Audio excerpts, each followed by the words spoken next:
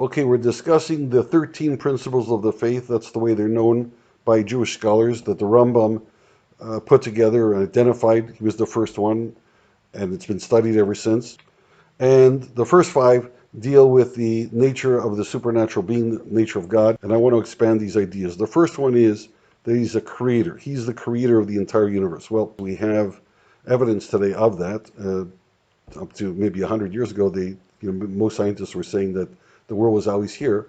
But since the discovery of the Big Bang, they now know there was a beginning, and from apparently nothing. They don't know what it came from. So there was a creating. In Latin, it's called creato ex nihilo, to create from nothing.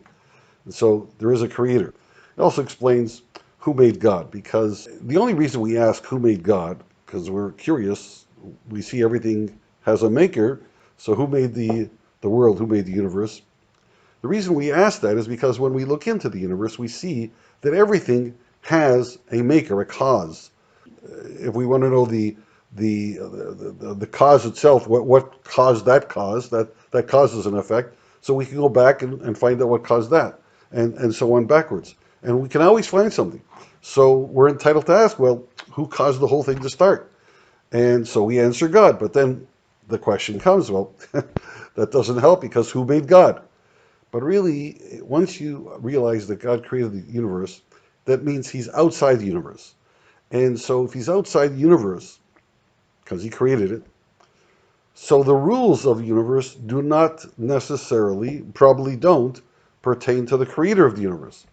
The creator used those rules or set those rules in motion, but they don't necessarily govern him or her. So we can stop asking the question. We have we have evidence that every effect has a cause, but when we go outside the universe, there's no reason to ask the question. There could very well be something that has no start, has no end. So there's no need to ask who made God. He could be eternal. It wouldn't disrupt our experience, because our experience only pertains to the universe in which we live. But the fact that he's a creator says much more. The fact that he's a creator says that he's the one who designed and put it all together. So, first of all, that suggests that there's a purpose to the whole thing, which is very important for us, because if there's no purpose to us, that makes us feel very rotten and despondent and depressed. So that's good to know. It also makes us wonder what the purpose is, but we'll get to that. But certainly, from our own experience, no one sets out to put something together unless they have a purpose in mind. So, the carpenter puts wood and other materials together and comes up with a product that he's going to sell or use for himself, but he's got a purpose in mind.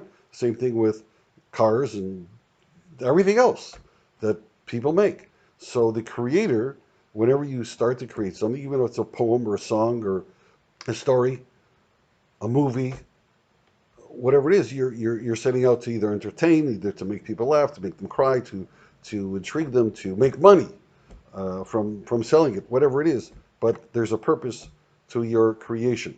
So there's a purpose to our creation. That's very important to know for our own sense of self, of a purpose and meaning.